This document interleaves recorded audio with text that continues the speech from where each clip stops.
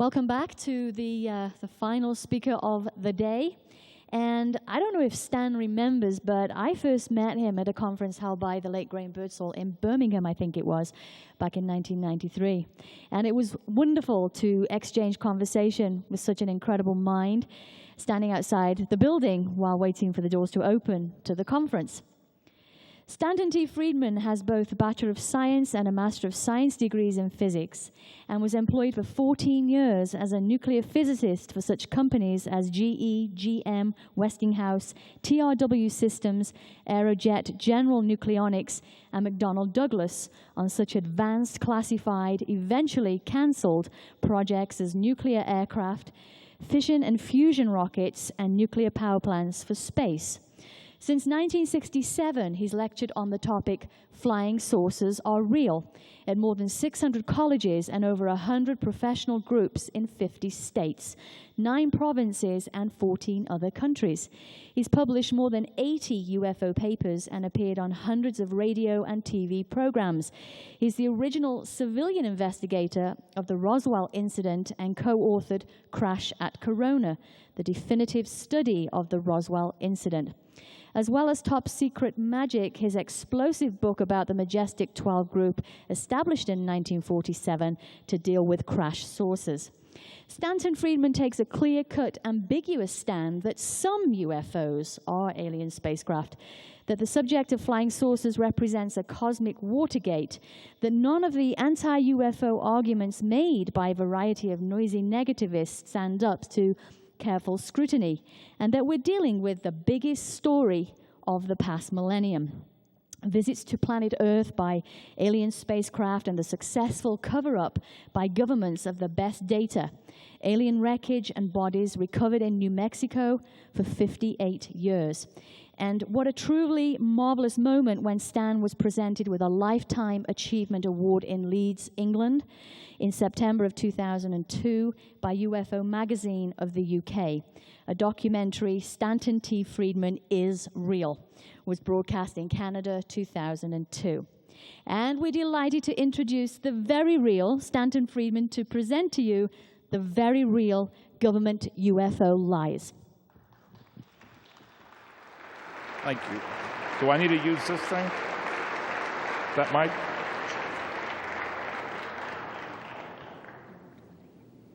Okay. Thank you very much. I'm told that I can make up for lost time. I'm not going to talk faster to get the talk done sooner.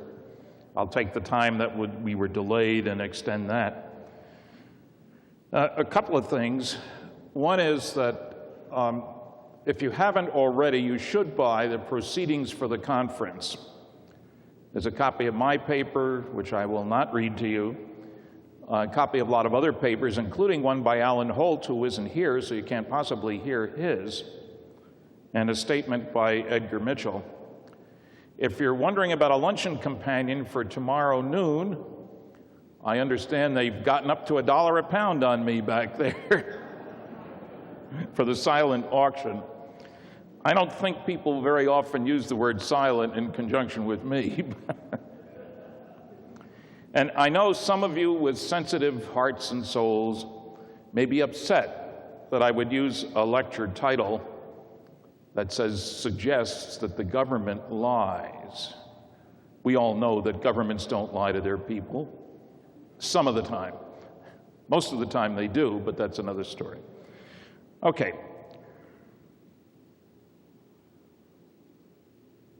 Tonight I do want to, rather than just talking about the cosmic Watergate, focus on specific false statements made by various government agencies and individuals about UFOs.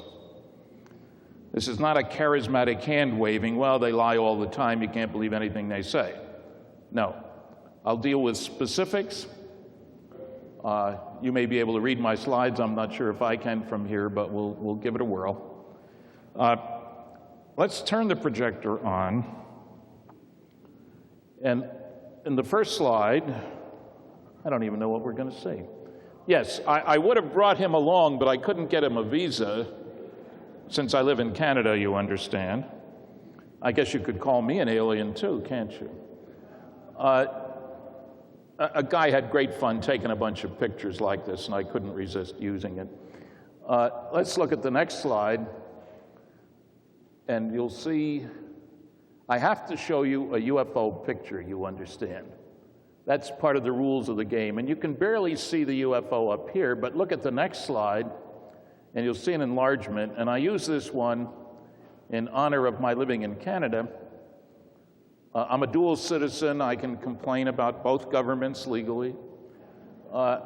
This was investigated by Dr. Richard Haynes, former NASA scientist, collected over 4,000 pilot sightings, worked with astronauts, worked with abductees, was interviewed for the Peter Jennings Monster Show, and none of it was used. Typical of what you might expect, I guess. Let's look at the next one. I show this one. There's much more to the picture and so forth, but I hope some of you, well, I'm not sure I hope so, but some of you must have seen the Larry King special a couple of weeks ago, in which the UFO experts in the form of Dr. Seth Shostak, one of the SETI cultists, as I call them, and Dr. Susan Clancy, of Harvard, they identified these pictures, well, just somebody tossing a hubcap. The fact that they'd been analyzed by Dr. Bruce Maccabee, an optical physicist, at great length was beside the point. You don't need to look at the evidence. Why should we do that? We know that there's nothing to this. As you might determine, I'm a little bitter about the garbage that's been dumped on the public by some of the nasty, noisy negativists. This is from Santa Ana, California, one of the Rex Heflin photos. Exhaustive analysis in Ain't a Small Object Close to the Camera. Let's look at the next one. There's me and Dr. Shostak. I think he will be shocked. He sent me a picture. We were both on the Queen Elizabeth II a year and a half ago, and we each gave 3 lectures. Now, we attended each other's lectures, but he obviously didn't hear anything of mine, or totally ignored the evidence that he did hear. But he took my picture, and he sent me a copy to do with as I pleased, and it will be on the back of the new edition of my book, Top Secret Magic, due out next week. And it gives him credit for it. He's a good photographer, doesn't know anything about flying saucers. It was an interesting discussion on Coast to Coast one night when we did 3 hours. Let's look at the next slide. Okay. Government UFO lies. Definition, lie. An untrue statement made with intent to deceive. It's not just enough that it be untrue, but there has to be an intention to deceive. That's a Webster's definition. Let's look at the next slide. That looks awful dark. This is the cover of the largest study of flying saucers ever done for the United States Air Force, Project Blue Book, Special Report 14. 13 anti-UFO books don't even mention it, even though all the authors were aware of it.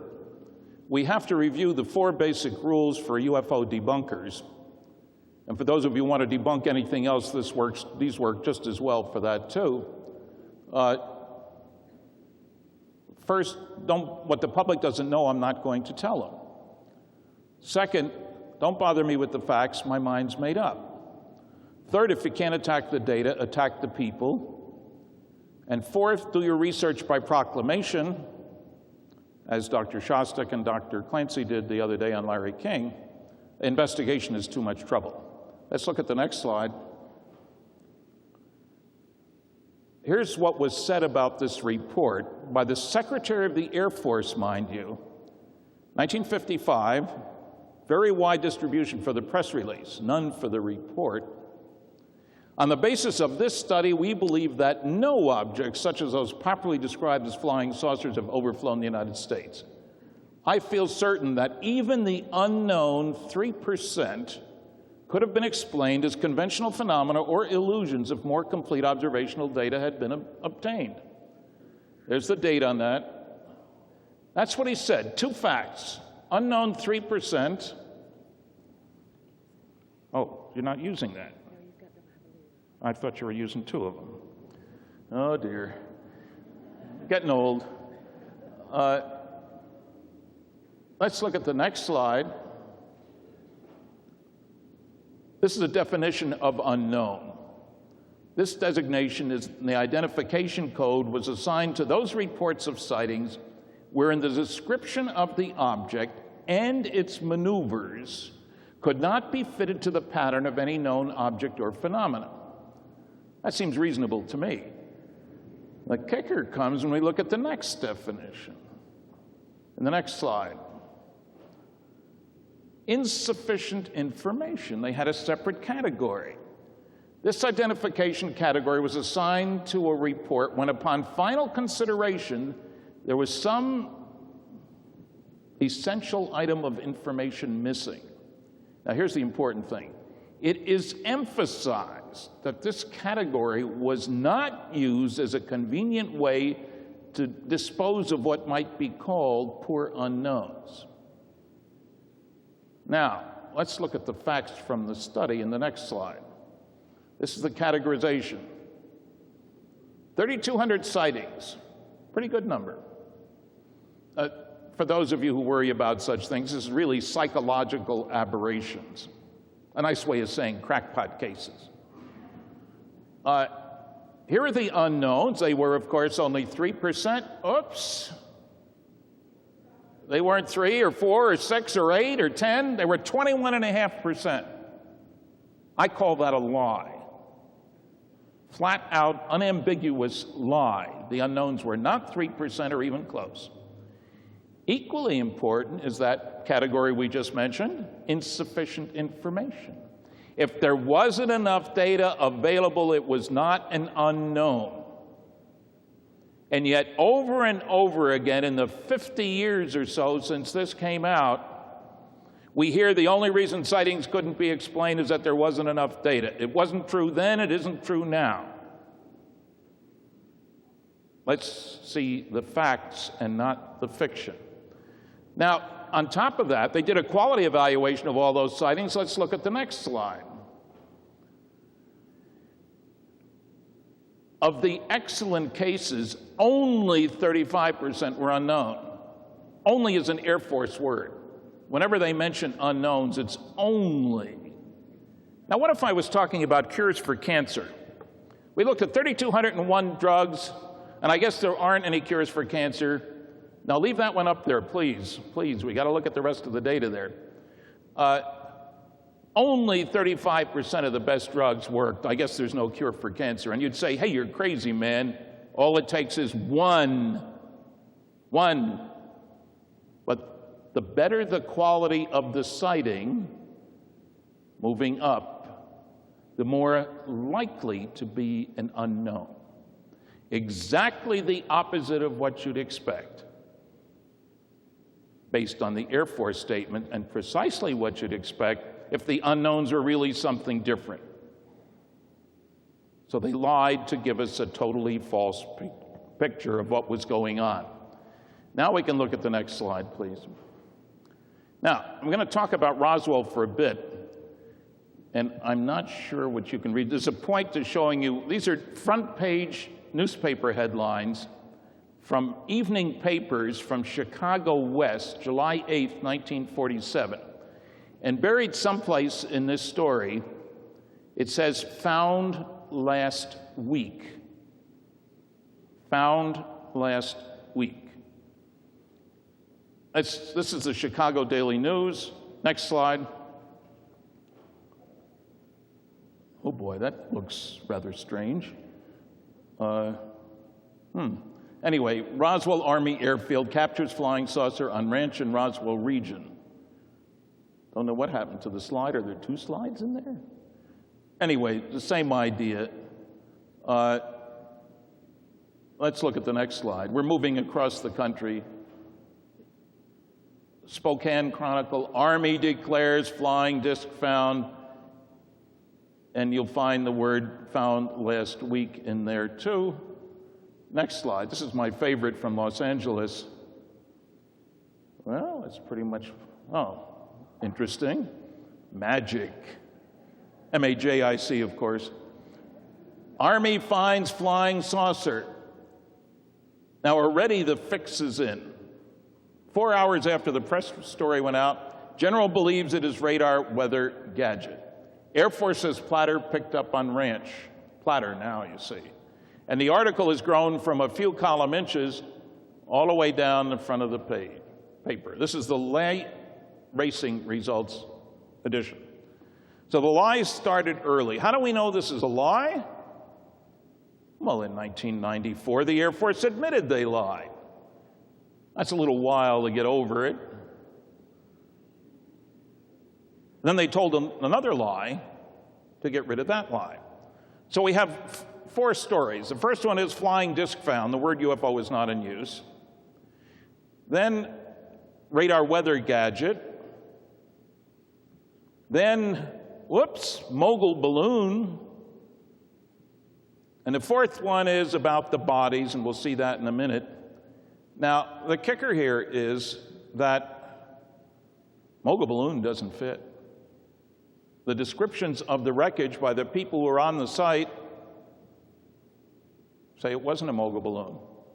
In addition, something the Air Force doesn't bother to tell you, they say it was a mogul balloon found in mid-June. Now, anybody who has ever looked at a calendar knows that 1 week prior to July 8th is not mid-June. And neoprene weather balloons turn to ashes in the sun in New Mexico in about a week. And you've seen these television programs where they have these beautiful teardrop-shaped, huge polyethylene balloons. None at all were used for mogul balloons at that time. Don't bother me with the facts. My mind's made up. It looks much better. Now, there's more to the lies. Let's look at the next slide. The author of the first of the big Air Force reports, the mogul balloon man, whose specialty, honest to goodness, was disinformation, Colonel Weaver, he talks about a document that was found years and years ago, back to the late 70s, a memo, an FBI memo. And I was going to say quotes from it, he sort of quotes from it. He said, the memo says, the object found resembles a high-altitude weather balloon with a radar reflector. He skipped the stuff inside of brackets and went on to say, disc and balloon being transported. What the rest of the line is but that telephonic conversation between their office and Wright Field had not borne out this belief. He leaves that out, so it turns the meaning 180 degrees. That's a lie. And even though the report's the size of a New York phone book, he doesn't include a copy of the FBI memo. Don't bother with the facts. My mind's made up. Let's look at the next one. The next slide, you'll see, you can't see. This is an actual copy of the FBI memo, and the words that I mentioned are right in there. But nobody reading his report would know that. Let's look at the next slide. Now, Colonel Weaver, in order to tabloidize the story, I don't know if there is such a word, but make it sound like it came from a tabloid. I made that up. In 1978, he said, an article appeared in a tabloid newspaper, the National Enquirer, even spelt it wrong, which reported the former intelligence officer, Marcel, that's Jesse Marcel Sr., claimed that he had recovered UFO debris near Roswell in 1947. Also in 1978, a UFO researcher, Stanton Friedman, that's me, can't say scientist, you know, that would be too honest, met with Marcel and began investigating the claim that the material Marcel handled was from a crashed UFO. Similarly, 2 authors, William L. Moore and Charles Berlitz, also engaged in research, which led them to publish a book, The Roswell Incident, in 1980. Now, what's wrong with this? That's a pretty straightforward account. The Enquirer article, after all, where could they find out about it unless Marcel had come running to them? Well, there is another place they could find out about. They could find out about it from me because the article appeared in 1980, and I worked with Bill Moore. We did 95% of the research in the Roswell incident. It was ready for publication in 1980, and I contacted Bob Pratt, a reporter for the Inquirer, whose articles were more accurate than those I've seen in the Washington Post and the New York Times, and I gave him the contact information for Jesse Marcel because I trusted him, and his article was straightforward and good. And I don't get my leads from the Inquirer. I gave them the lead. So in one short paragraph, we've tabloidized the story. Other people have picked up on that, the noisy negativists. Everybody knows the Inquirer pays for their stories, one guy said, a professor with a PhD from Brandeis. More balderdash. But I can't call him government, so you won't blame him for that. Let's look at the next slide. Now, here was the story the next day. Harassed rancher, this is in the Roswell Daily Record, who located saucer, sorry he told about it. Now, there are a couple of important things here. One, the last line is the rancher saying, one thing I'm sure of is it was not a weather balloon. Now, Colonel Weaver quotes from this article at length, but he leaves that part out. And he also leaves out the fact that they say it covered an area 200 yards in diameter. What difference does that make? Well, in his big fat report, he has another colonel, Sheridan W. Cabot, intelligence officer who went out with Jesse Marcel, saying that all of a sudden, after 20 years of not telling the truth, he has an epiphany and tells Weaver, oh yeah, I remember, that was just a weather balloon, immediately recognized it as such, covered an area about 20 feet square, easily fit in one vehicle. From 200 yards in diameter to 20 feet square. That's one heck of a shrinkage. In addition, if that's all there had been, the rancher would have brought it into the base, to the sheriff's office anyway, and there would have been no reason for Major Marcel and Cabot to go out there. Don't bother me with the facts. My mind's made up. It's a deliberate lie. Why would he lie? I'm not a psychiatrist. I would point out he was a veteran getting a very good pension and with medical benefits and all the others.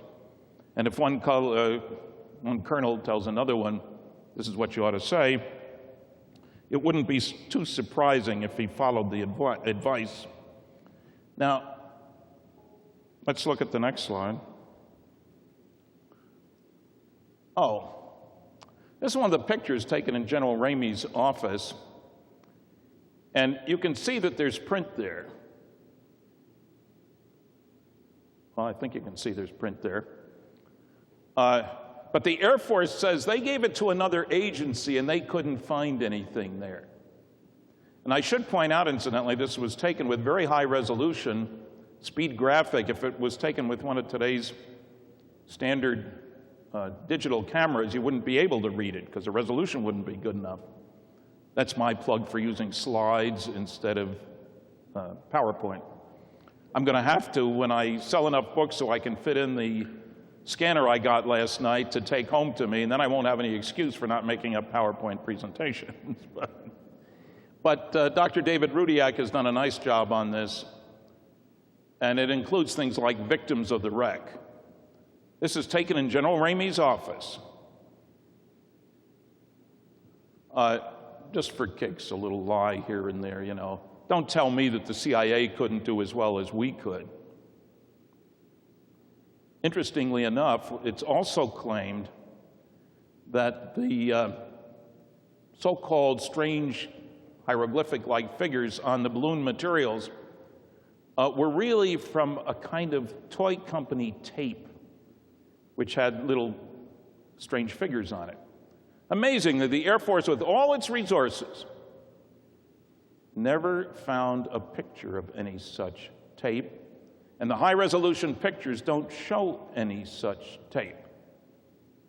I call that a lie, too. Let's look at the next one. This is the front page of the Alamogordo Daily News. This appeared on the 10th of July. On the 9th, they staged a launch. Fantasy of flying disc is explained here. They stage it for the newsmen. This goes all the way down the bottom of the page. Newsmen watch Army radar crew launch disc in quotes. All three pictures deal with it. Another total lie. The wreckage characteristics do not fit.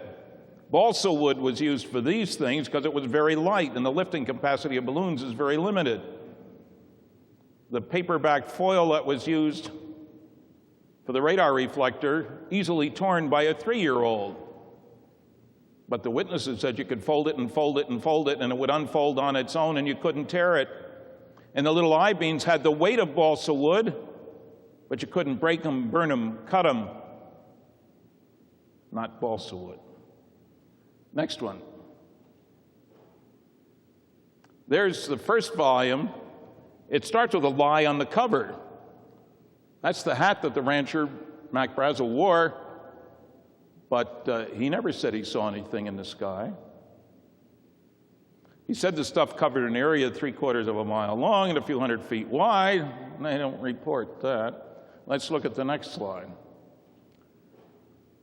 One of the things that was said in that first report was that this is our last word on the subject of Roswell. Another lie.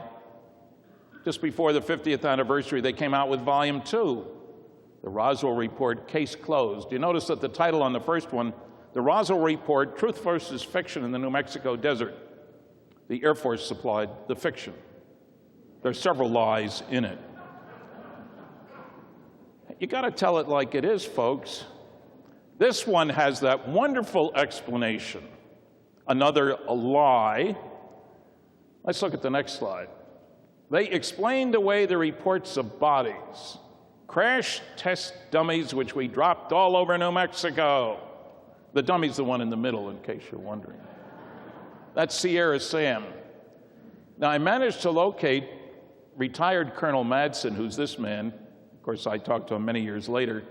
This picture was taken way back when. And he pointed out two serious objections to the crash test dummy explanation. One, for the test to be meaningful, the crash test dummies had to be the same size and weight as pilots. They were 6 feet tall and 175 pounds. The stories about the bodies in Roswell all talked about skinny little guys with big heads, 3.5, 4 feet high.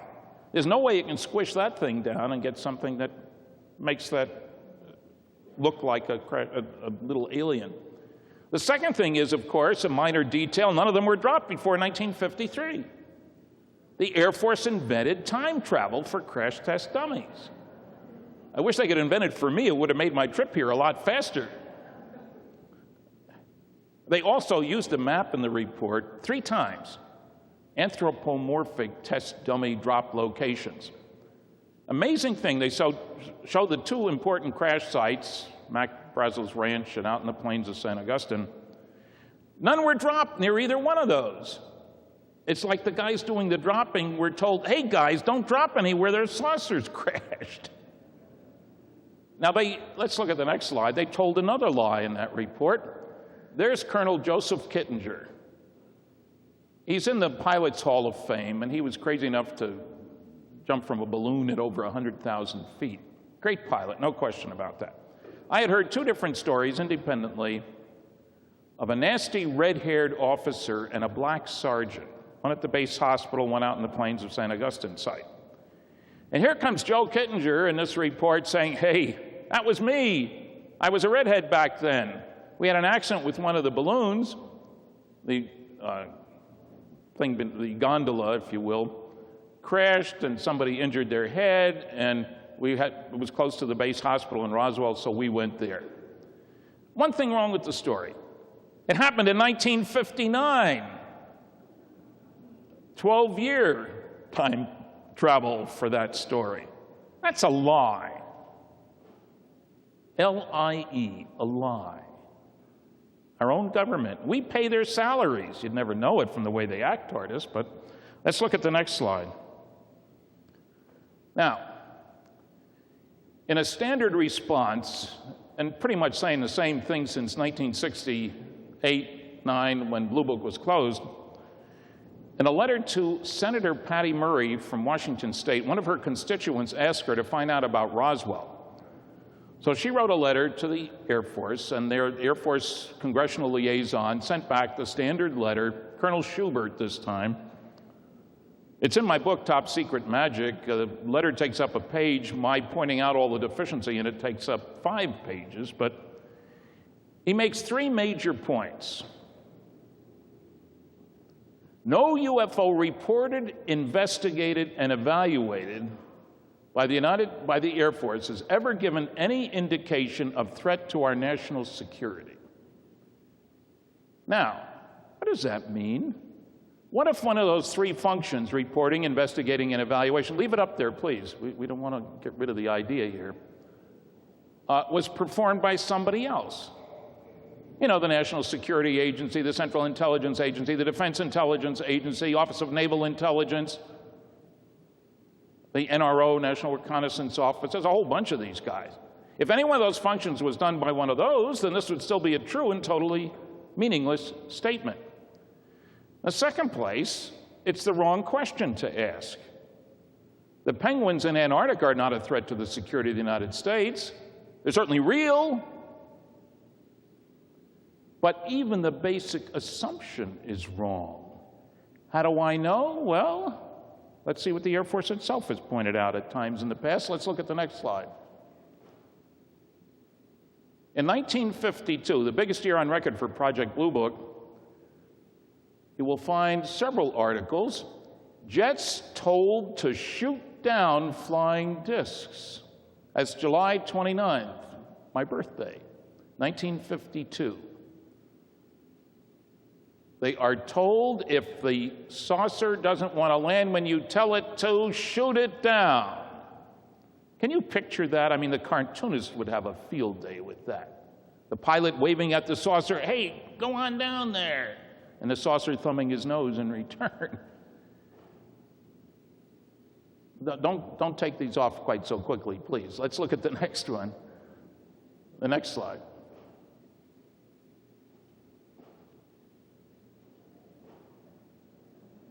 Well, maybe no, you missed several slides there.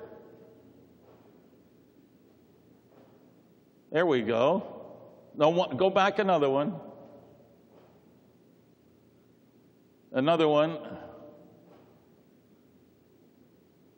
No, go back another one, please. And go back another one. Well, we may get through these.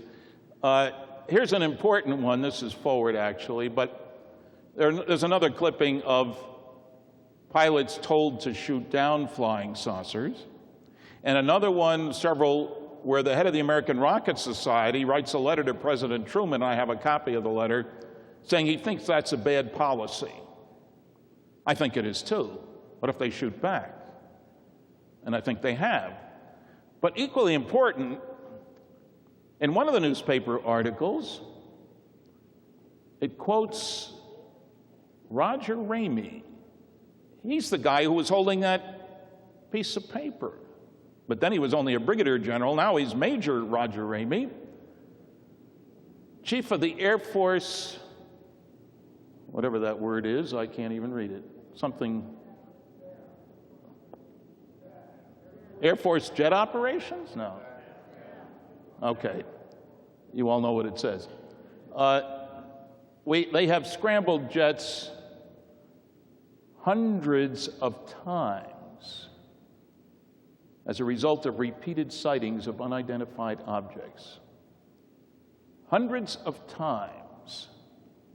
Now, are you telling me that the Air Force is scrambling jets hundreds of times after UFOs, but they're not a threat to the security of the United States?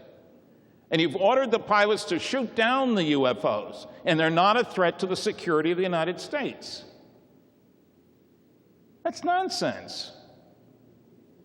You don't order them to shoot something down if you don't think it's a threat to the security of the United States. And because some people protested about Frank Fascino's book, The Braxton County Monster, The Truth About the Flatwoods Monster Revealed. I wrote the foreword and the epilogue. And Frank talks about dogfights between UFOs and our interceptors. That happened September 12th, 1952. We started looking. You can't believe how many jets crashed, how many planes disintegrated, how many jets were never found. And as I mentioned in the book, I heard at that time 6 separate instances, and I've since heard of another, Dr. Bruce Maccabee has it on one of his websites, where more planes went up after the flying saucer than came back.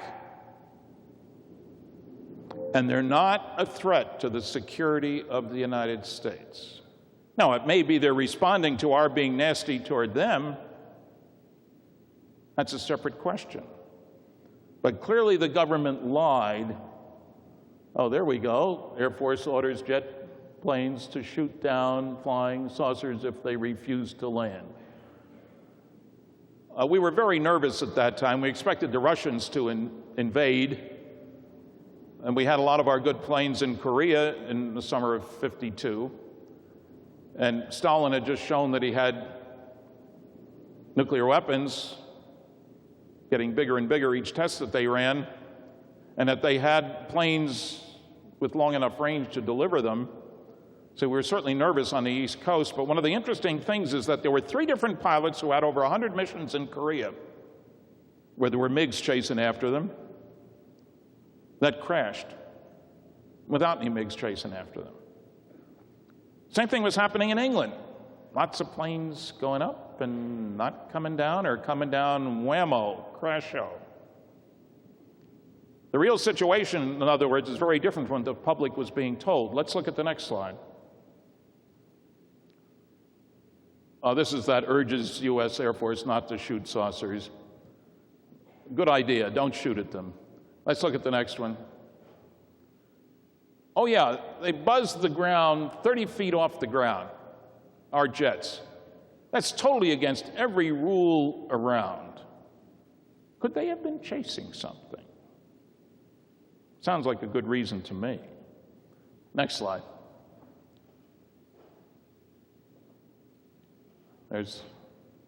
Okay, here's his third reason. We'll get back to the second one later.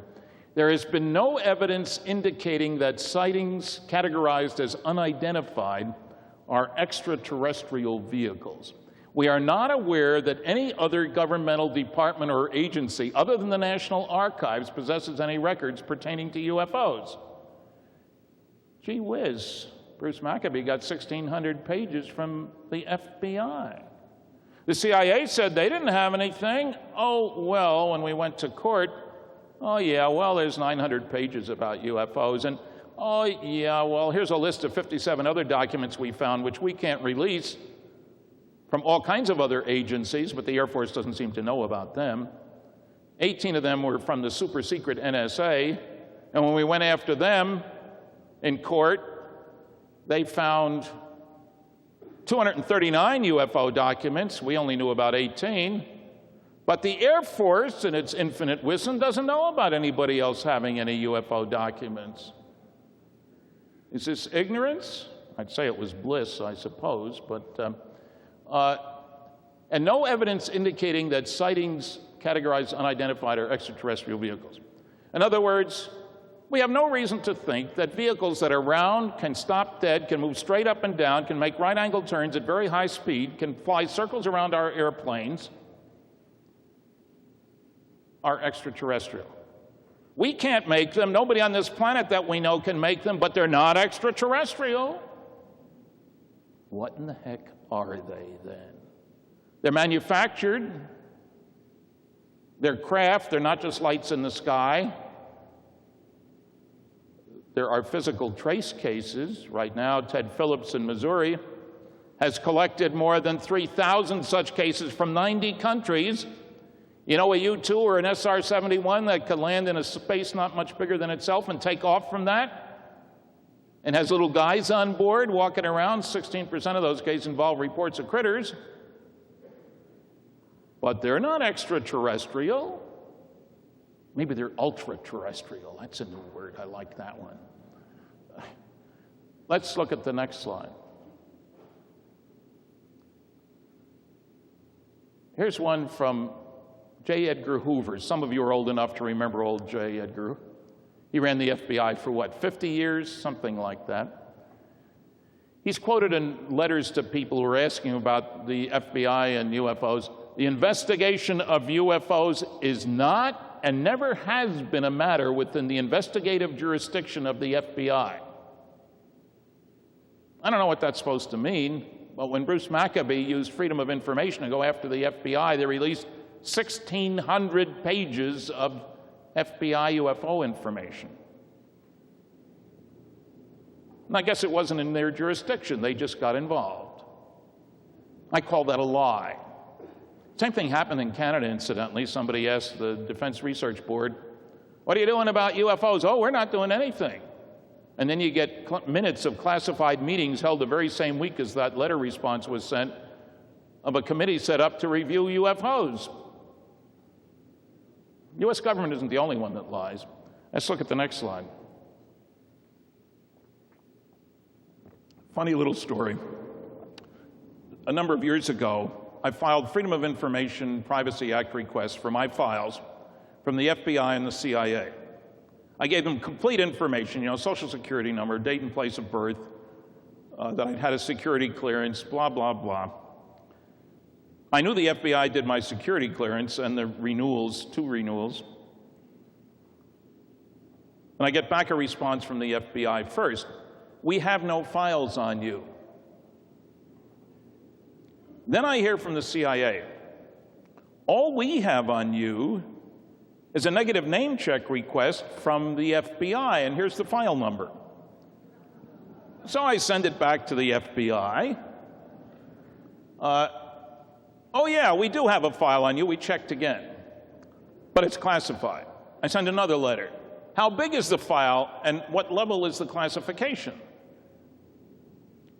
That information is also classified.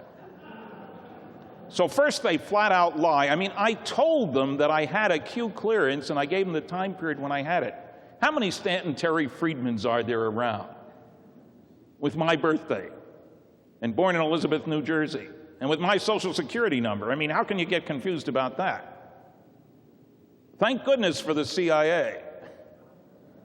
These guys don't like each other is the conclusion I've come to, But the CIA also lies. Let's look at the next slide. Now, the CIA, when we went after them, they claimed that they were not involved until the Robertson panel in 1953, and that's all there was. So we go to court. That's when they turn up these 900 pages. Nothing above secret. There should have been top secret materials there. But if they can get away with it, they lie. Now, to follow up on the story a little bit, when the NSA did their court-ordered search, because of the CIA finding 18 NSA documents, which the CIA, by law, could not release, we went after the NSA, do a court search. The court ordered them to do a search. We knew about 18. They found 239 UFO documents. But 79 are from other agencies, believe it or not, 23 of them from the CIA, which hadn't found them when it did its court-ordered search. You subtract the 79, that leaves 160. We said, fine, we'll take them. We can't. Sources and methods, it's against the law. We cannot release sources and methods information. S&M, that has a different meaning, doesn't it? Going after the government is an S&M kind of thing, I guess. Okay, they said they can't release them. We go to court. They put out a top-secret affidavit to the judge justifying not releasing their 160 UFO documents. The judge in the federal court case agrees with them. Our lawyer doesn't get to see the documents. He doesn't get to see any of the documents, but he sees a 21-page, legal-size Classified affidavit, top secret umbra, we found out later. The public interest in disclosure, he said, is far outweighed by the potential danger to the security of the United States should that information be released. Remember, they said no threat to the security of the United States, and now he's saying we can't release it because of the threat to the security. We went to the Federal Court of Appeals. They got the same affidavit. They agreed with the lower court. Supreme Court wouldn't hear the case. We filed a Freedom of Information Act request for the affidavit, and we got it. And some of you may have seen the many times that I've shown that on television, that original affidavit. It's 75% blacked out. So I used to turn pages and just chit-chat. You know, the first page isn't highly blacked out, but guaranteed to get laughter. All this stuff has sources and methods, folks. Well, after a number of years went by, they changed their rules a little bit, and they did release a much less highly blacked out document. It was only 20% blacked out. And they claimed they released the 156, actually, 160. They threw out 4 of them, documents. Wow, we're getting all those NSA documents. Well, not exactly. I talked to the gal at the NSA when I asked for a new set because I heard, because of a new executive order, they were putting out a set. She was reading an article by Philip Klass complaining about my showing those blacked out documents. And he never says there's sources and methods information, which of course I always said. So I get the 156 NSA UFO documents, and they are not all blacked out. They're whited out. You can read about 2 lines per page. Nothing covered up. It's much less effective on television, though, I'll tell you that. Black is good. See, it shows up very clearly. Oh, incidentally, I went after the 23 UFO documents that the CIA had not released, but that the NSA noted. Took me over 2 years to get the first 9, which were, believe it or not, press abstract of Eastern European newspaper articles about flying saucers, which the Russians have the day they were published. Their own 14 they withheld. I appealed. And I got a letter from them before appealing. If you have any questions, call this number and ask for Chris. No last name, honest to God. So I did call, and I talked to Chris. And he says, well, you're not going to appeal, are you? I say, of course I will. Well, you don't expect to get anything, do you? Of course I don't. But Phil Klass will say I'm too lazy if I don't appeal. So I appealed, and a couple more years, total of 5 years from the initial push, I got 4 documents. And you'll see one in a minute, which 2 of them you can read 8 words on the page. Real exciting stuff like date, Soviet, doc number, real informative. All the rest is blacked out. All right, let's look at the next slide. Oh, another government UFO lie. You say, well, wait a minute, you're talking about Dr. Donald Menzel. He was a Harvard University professor of astronomy. Why are you saying government lies? Well, because I discovered, thanks to a grant from the Fund for UFO Research, and getting permission from 3 different people, one through the very good offices of Joan Thompson, who may be here tonight, was here yesterday anyway, I checked Donald Menzel's files, and it turns out that he worked for the National Security Agency, he worked for the Central Intelligence Agency, he was a world-class expert on cryptography, made more from his consulting work than from his Harvard professorship once he retired. He wrote Jack Kennedy that he had a longer continuous association with the National Security Agency and its Navy predecessor, 30 years as of 1960, of anybody in the United States. When we are properly cleared to each other, I can tell you more. That sounds like a government employee to me. And what he said was, all UFO sightings are by poor observers. Let's go back to that. We don't need to change the slides for this, but Blue Book Special Report 14 showed the better the quality of the sighting, the more likely to be unknown.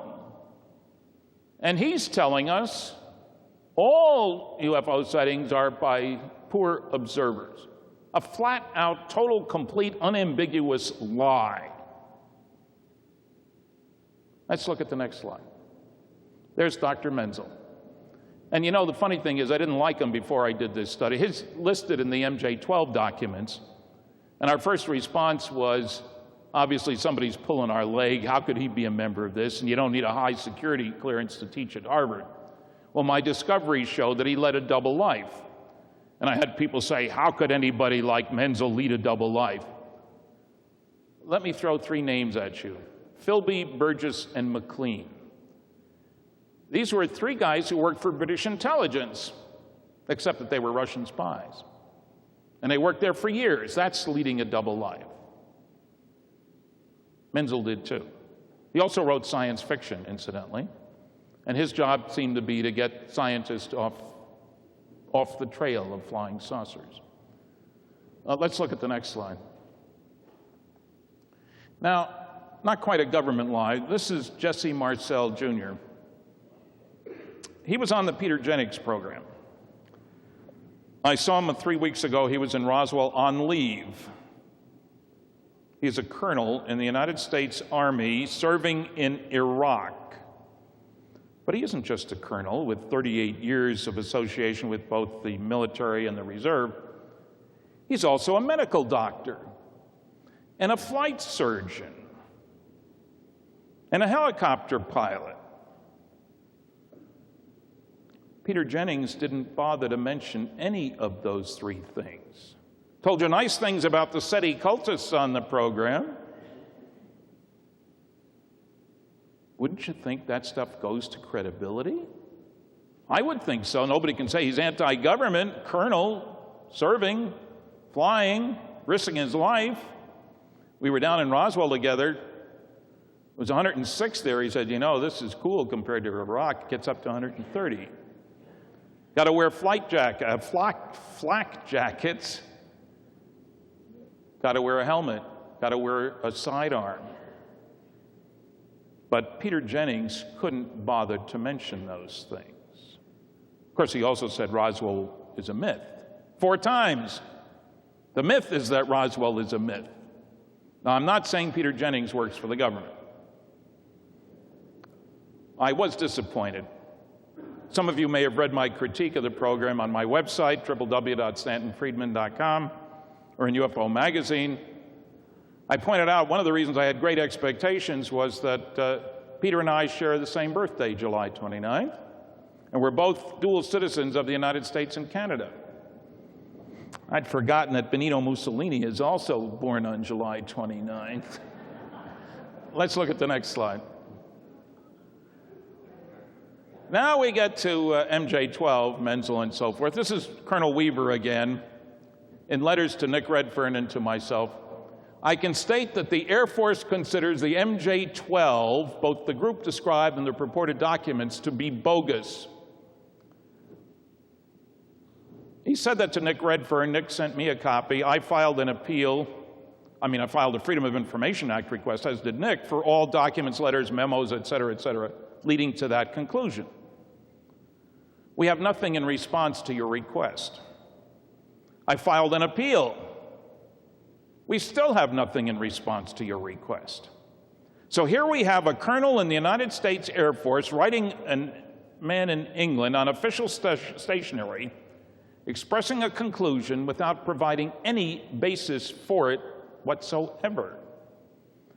Not only did he do that, but he sent a set of the documents with the handwritten bogus on each page. And if you go to the FBI website, they used what Colonel Weaver wrote. He may consider it to be bogus, but I think that declaration is bogus because, as I point out in my book, new edition coming out next week now, there are no good arguments to be made against the genuineness of the original documents. The new edition has a whole chapter devoted to dealing with the myriad of attacks and debunking them. Let's look at the next slide. One of the documents, and there's a reason for showing it, I know it's hard to read. This is the Cutler-Twining memo a brief memo from Robert Cutler, Ike's National Security Advisor, to General Twining, Air Force Chief of Staff at the time, saying that a briefing on MJ-12, National Security Council, NSC, MJ-12 Special Studies Project, is the only original document we have of the original ones. It's not on film. And one of the things is that the security marking is top secret restricted. Now, the federal government plus the Eisenhower Library both said that top secret restricted was not in use until the Nixon administration, 1969. We're talking about something dated 1954. Obviously, the documents are fraud. Now, why a forger would use an unusual, very high top secret, very low restricted combination, nobody knows. But it's not even a true statement that it wasn't in use. How do I know that? Because the General Accounting Office, which was looking for stuff about Roswell for Congressman Stephen Schiff, went all over looking through everybody's file. The CIA, when they went there, wanted to give them only what was released under Freedom of Information. These guys had clearances for everything. They prevailed. And they describe on page 80 of a big fat report about all the things they did looking and not finding much. We went to the certain facility, looked at stuff up through top secret from 51 to 56, something like that. And we didn't find anything about Roswell. However, we noted several instances of the use of top secret restricted, even though we had been told, Majestic 12 in parentheses, that it was not in use at that time. I immediately requested copies of those documents. They said, Stan, they're still classified. You can't get copies of them. But if the GAO says so, that's good enough for me. So the government lied. Two different parts of the government lied. Let's look at the next slide. Oh, there's no /S/ and no signature. Some people said, well, that proves it's phony. Sorry, it doesn't. He was out of the country at the time. If there had been a signature, it would have been phony. Now, the typeface is interesting. It's the large pica type. Well, nasty, noisy negativist Phil Klass challenged me about that. Perhaps you didn't notice that it was done in the large pica type. Of course I had. I had noticed 3 different typewriters in use. But the National Security Council used only elite type, and I got 9 samples to prove it. He'd never been to the Eisenhower Library, but he got them in the mail. And I challenge you to find any genuine letters, memos, meeting a whole bunch of qualifications. And in order to get you to respond more quickly, I am offering you $100 each for every genuine such memo. Unfortunately, he said up to a limit of 10. I went to my files, pulled out 20, and most of them wouldn't meet his criteria. Definitely pica type. But I was going to the Eisenhower Library, and I was checking, I was looking for other stuff, and I came back. I sent him 14, same size and style, meeting all his criteria, and I sent him an invoice for $1,000, and he paid it. He told everybody about challenging me and nobody about paying me. And he got very angry when I included a copy of his check in my final report on Operation Majestic 12. Threatened to sue me. His father had been an attorney, so it was nice lawyerly sounding stuff. And so I told him, Phil, you sent me the check. I Xeroxed it. I cashed it. It was good. I can do whatever I darn please with the Xerox copy. And so it's in the report. But now people say, hey, wait a minute, you're talking about class. You thought you said government lies. There was a big investigation in the 70s by the Church Panel about the intelligence agencies and their co-opting of journalists. Phil was a perfect one. He wasn't married. He traveled widely. He was trained as an electrical engineer, went to conferences where there were Russians, could see what they were saying, could see what our guys were saying that they should have been saying. I would bet you 100 to 1 he was cooperating with the government. He's certainly lying enough about UFOs to have been working for the government. Let's look at the next slide. Oh, this just mentions that NSC MJ-12. It's actually onion skin paper. We won't go into it. Look at the next one. It's aged, incidentally. That's the whole thing. Next one, please. You can see the watermark on that. That's why that was shown. And here's the final report on Operation Majestic 12. It's 105 pages, I guess. And it's got Phil's check in it for me. There are copies at my table. And you may wonder about the title. Is that the last thing you did? Of course not, but I got a research grant from the Fund for UFO Research. Money that was raised exclusively to be used for the proposal that I had submitted to do research on MJ-12. I mention that because several people have asked me about the stuff on the internet saying Friedman is a disinformation specialist. That's because Milton William Cooper, the late and not lamented Milton William Cooper, who lied about a number of things, claimed that Bud Hopkins and Bruce Maccabee and I were disinformation agents, and that the money I used for my research came from the CIA. And since I worked for them, it was just the left hand paying the right hand. Of course, he provided no evidence, and he didn't bother to say that the money that the fund raised was exclusively for use on a proposal that I had submitted to them. So, no, I'm not a disinformation agent. I have to fess up, I did once work for the government. Christmas time in 1952, when I was a sophomore at Rutgers University in New Brunswick, New Jersey, I worked for the post office in Linden, New Jersey, my hometown, for 2 weeks. I did get a couple of paychecks from the United States government back then, and I earned them. Believe me, I was delivering mail. I was in better shape then than I am now. Let's look at the next slide. This is that comment, the actual statement about the acting director of the Freedom of Information Office at the NSC informed us that top secret restricted is a marking which did not come into use at the NSC until the Nixon administration. And the Eisenhower Presidential Library also confirmed that this particular marking was not used during the Eisenhower administration. Sorry, it was. Next slide.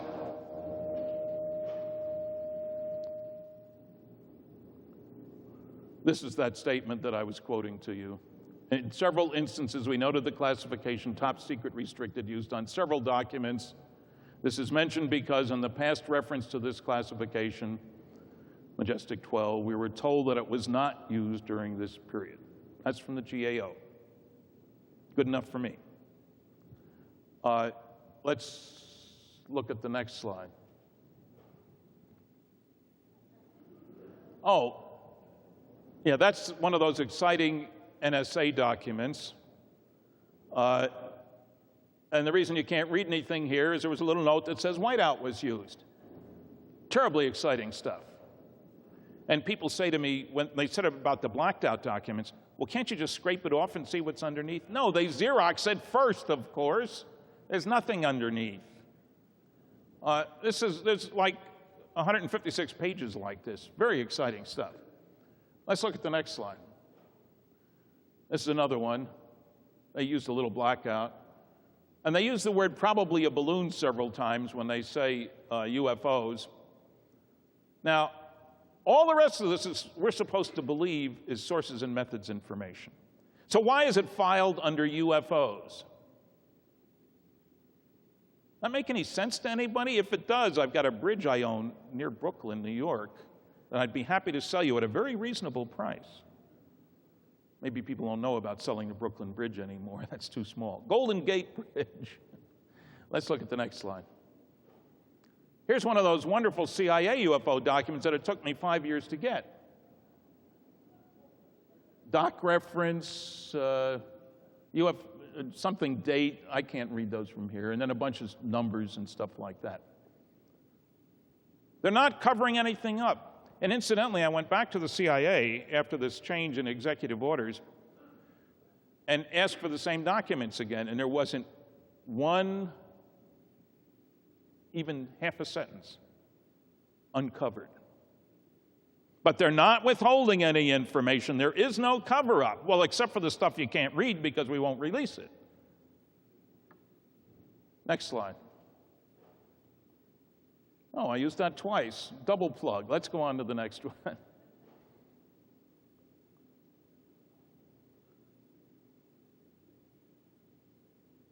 Oh yes, technology. There has been no evidence submitted. This is from Air Force Colonel Schubert to the senator from, and I've got 30 other letters. It was a standard response to a whole bunch of members of Congress. And they got away with it. There's been no evidence submitted to or discovered by the Air Force. So if it was submitted to somebody else, that wouldn't count. That sightings categorized as unidentified represent technological developments or principles beyond the range of present-day scientific knowledge. Now, you got to think about that. What are they saying here? Well, I worked on nuclear airplanes back in 1956. We actually operated jet engines on nuclear power. We haven't flown any big nuclear-powered airplanes, as far as I know. Leave that one up there and go to the next one. There's a nuclear ramjet flown in the early 60s, Ling Tempco Vought. Haven't built any operational ones. The idea was to move at high speed with nuclear weapons, military system. That's a real reactor, and it did work. Let's look at the next one. There's a nuclear rocket reactor right in there. Here's the nozzle. I worked on this one, NRXA-6, while at Westinghouse. Had some experiments on it. You don't stand next to this thing while it's running, incidentally. You get cooked in a hurry. It's about this big. The power level was only 1,100 megawatts, which is half the power of Grand Coulee Dam. This was tested in 1968. No evidence of technology beyond our knowledge. Well, this isn't. We still aren't using any such systems, of course. Let's look at the next one. Aerojet General built this one. It was only 1,000 megawatts, but this was much more in a real configuration. Big tank of liquid hydrogen up here. Reactor here. This was downward firing. The others were upward firing. Next slide. Tested out near Area 51, folks. Los Alamos built this one, a little bigger. You've got to put some shielding around these things. It was about this big. Power level was only 4,400 megawatts, twice the power of Grand Coulee Dam, and this big. That's not technology beyond our knowledge. The program was canceled like all the other programs I worked on. I worked on nuclear fusion propulsion. That's what goes on in the sun back in the early 60s. If you use the right stuff in the right way and kick particles out the back end that have 10 million times as much energy per particle as you can get in a dumb old chemical rocket. It's not technology beyond our knowledge. We haven't built one yet that works in outer space.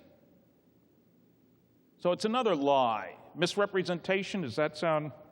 That's too polite when people are lying to you. Let's look at the next one.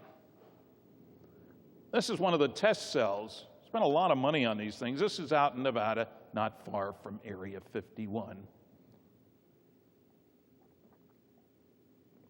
Let's look at the next. Oh, an electromagnetic submarine.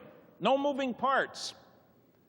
Tested successfully by Dr. Stuart Way, man in the middle down here, from Westinghouse, on leave at the University of California, Santa Barbara. And a bunch of graduate students. They spent $2,000. If it had been a government program, it would have been $200,000. It probably wouldn't have worked, but no moving parts. Moves silently through the seawater. And you put that in the air and ionize the air. Seawater is an electrically conducting fluid. If you ionize the air, that becomes an electrically conducting fluid. That's when you see when a meteor comes in, you ionize the air, make it electrically conducting. I did a literature search when working briefly for McDonnell Douglas using the keyword magnetoaerodynamics. Got 900 references. 90% were classified. We still haven't built any such systems to the best of my knowledge. No evidence of technology beyond our knowledge. We haven't built things that can duplicate the behavior of flying saucers. And how about the huge motherships? We have a lot of reports of really big ones. One out in the Yukon, 30 witnesses in groups of 2 or 3. A civil engineer did a triangulation it was between 0.6 and 1.2 miles long. Miles. We building things like that? I don't think so. It's technology beyond our knowledge. Let's look at the next slide. Oh, two other sources of information, the UFO evidence, congressional hearings. Best paper from the congressional hearings is out on my table. Dr. James E. McDonald looked at 41 separate cases, all kinds of cases, radar visual, multiple witness, over big cities, etc., sightings by astronomers and pilots and so forth. And yet you will hear these guys say there aren't any good cases. Lies and lies. The UFO evidence information on 4,500 cases investigated by the mostly professional members of NICAP, the old organization. 700 and some could not be identified. Next one. Oh, the Condon report. $539,000 of our money went into this. The National Academy of Sciences gave its stamp of approval to this. Condon was a member of the National Academy. That is a government-supported agency. They didn't check on one investigation. The American Institute of Aeronautics and Astronautics did check on a lot of them. They found that 30% of the 117 cases studied in detail could not be identified. There's several papers pointing out what was wrong with both what the National Academy of Sciences said and what Condon said. He didn't do any investigations either. Don't bother me with the facts, my mind's made up. Let's look at the next one. There's no physical evidence, people from the government say. Seth Shostak says that too. This is from one of Ted Phillips' more than 3,000 physical trace cases out in Delphos, Kansas. I was here. There was a ring 9 feet in diameter, 14 inches down, dried out, definitely different from surrounding soil. Let's look at the next slide, and we'll look at some of the characteristics. The ring soil won't support plant growth. Normal soil does fine from just a few feet away. Next slide. Ring soil won't absorb moisture. Just sits there. That's water on ring soil. Normal soil makes instant mud. So any government agent who tells you there is no physical evidence is lying. Of course, any civilian who tells you that is lying also, but we're talking about government UFO lies today. Let's look at the next one. Oh, this is ring soil on the left, normal soil on the right. Good lab test done. Higher level of soluble minerals on the left. I'm sure the Air Force wouldn't find that. They wouldn't be able to find anybody who could do an analysis, I'm sure. Could have been microwave soil, but the farmer didn't have any way of microwaving the soil 14 inches down in a 9-foot diameter ring back in the 70s. Let's look at the next slide. Now, here's an intentional lie, but you can understand it. It's a famous memo from General Twining. I mentioned him before in the Cutler-Twining memo. September 1947. It's a two-pager.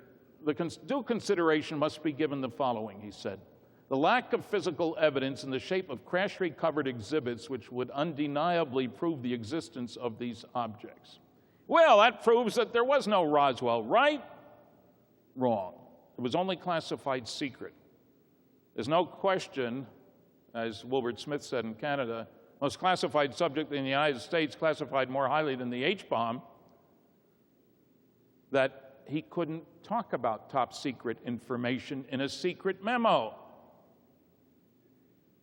This does not prove we didn't have any information. It says we didn't have anything rated secret or below. That's one of the rules, incidentally. You can't reference higher classified information in lower classified documents, because then you'd have to classify it higher. That's the rules of the game. Let's look at the next one. This is, I've got a few copies left of the 50th anniversary edition, Crash at Corona. all about Roswell. It goes into other lies as well. They're out at the table, bargain priced. I've heard more lies about Roswell than you can imagine. I've become a focal point, I guess, because I'm the original civilian investigator. And that's another thing that you'll hear, not just Colonel Weaver, but others lie about. Why did Jesse Marcel come running to you, Friedman? He didn't, is the simple answer. I found out about him. I was at a television station in Baton Rouge, Louisiana, ready to do 3 interviews before speaking at LSU that night back in 1978. I did the first 2 interviews. The third reporter was nowhere to be found. No cell phones back then, so the station manager, he knew the person who brought me to the station. He's looking at his watch. He's embarrassed. He's giving me coffee. He's hoping she shows up pretty quick. Out of the blue, he says, you know, the guy you ought to talk to is Jesse Marcel. And brilliant field investigator that I am, I said, who's he? Oh, well, he handled pieces of the wreckage of one of those saucers you're interested in. He was in the military. What? You know, what do you know about him? Lives over in Houma, Louisiana. Great guy, we're old ham radio buddies. Then the reporter showed up. Next day, I called Jesse from the airport. Looked, called information first, got his number, called him. He told me his story, but didn't know the exact date. And I heard a second story in Bemidji, Minnesota. And then I shared that with Bill Moore. He had a third story about an English actor driving across the country, hearing on the radio about a crashed saucer in New Mexico, expecting a big to-do in Philadelphia when he got there from LA. Nothing. Located his son, pinned down the date, because it wasn't a trip you made very often back then. You can imagine what the roads were like in 47. Early July 1947. Bill went to the University of Minnesota library, started looking. You know, Peter Jennings says, the witnesses just came out of the woodwork. A lie, flat out. Bill found the articles in the newspapers. That gave us the names of other people. We researched, by 1980, we talked to 62 people. Did any of these people come running to us? No. This was before the internet. We had to go looking, and looking hard. They didn't come running to us. They didn't come out of the woodwork. And when I talked to that television station manager years later, what did Jesse tell you when you spoke to him about this? Well, it turns out he didn't tell him anything. The station manager, Don Allen, had seen the article in the Times-Picayune out of New Orleans. And back then, when you had a military man's name in an article, they usually talked about what town he was from. So when Jesse moved back to Houma, 48, 49, and they ham radioed back and forth, he asked him, and Jesse told him, I can't tell you anything about that. So these witnesses crawling out of the woodwork or running to Friedman, total nonsense, lies. Next slide. I think that's the last one, isn't it? It's the last one. Well, our time's just about right. Let me sum all this up. We live in a world in which apparently government agencies feel it is perfectly okay to lie. The rule is make sure you can get away with it. I mean, I'm sure you're aware that there must be weapons of mass destruction over there in Iraq. There must be a link between Saddam Hussein and 9/11, mustn't there? And flying saucers is nothing to them, right? Now, let me deal with one little part of that. Some people tell me governments can't keep secrets, especially not one like this, and not for this long. Director of Central Intelligence, in 1996, because of a lawsuit, admitted that his black budget for that year was $26.6 billion. That's not 12 professors and 24 grad students. Are there any secrets that have been kept for a long time? Well, yes, as a matter of fact. The English had broken the German codes. They had 12,000 people at Bletchley Park intercepting, decoding, and translating the German military communications. Not one word in public for 25 years. Office of Naval Intelligence, or the Naval Research Lab, launched the first electronic intelligence satellite, the Corona satellite. The first public announcement was 1995 in a booklet in which they were bragging about all their contributions to national defense over the previous 75 years. Oh, the Corona was first launched successfully in 1960. First public word, 1995. It got more electronic intelligence information about the Soviet Union than all the U-2 flights which preceded it. There had to be hundreds, if not thousands, of people involved in that program. And there were 12 failures. The 13th one worked, interestingly enough. But governments can't keep secrets. The Manhattan Project to develop the atomic bomb spent roughly $20 billion. 60,000 people at one time, most of whom didn't know what was going on.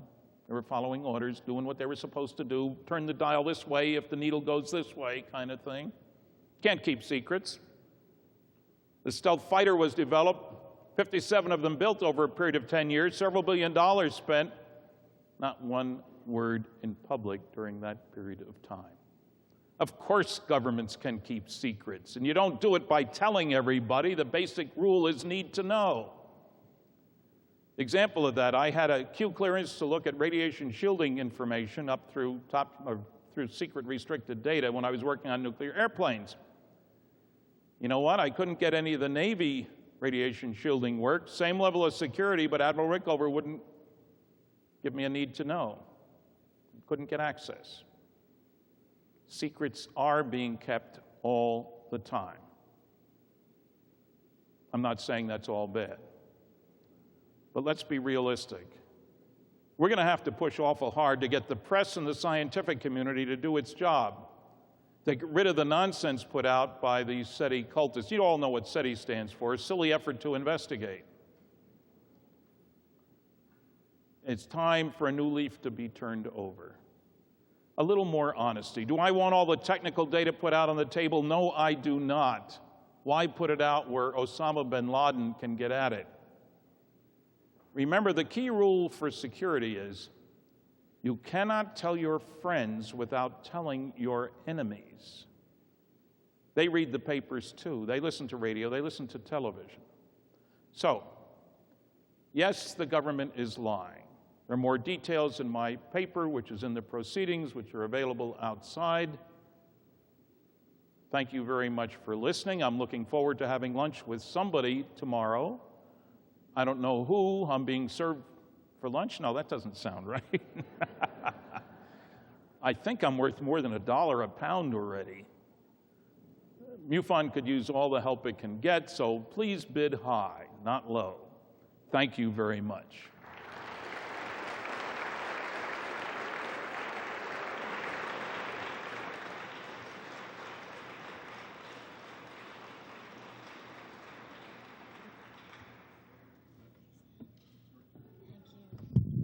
Thank you, Stan. Thank you, folks, for staying up as long as you have with us this evening. It's been a long day and lots of knowledge that we've got to absorb. We'll see you bright and early tomorrow at 8:30. So have a good night's sleep. And for those of you that are driving home, drive safe. And we'll see you tomorrow.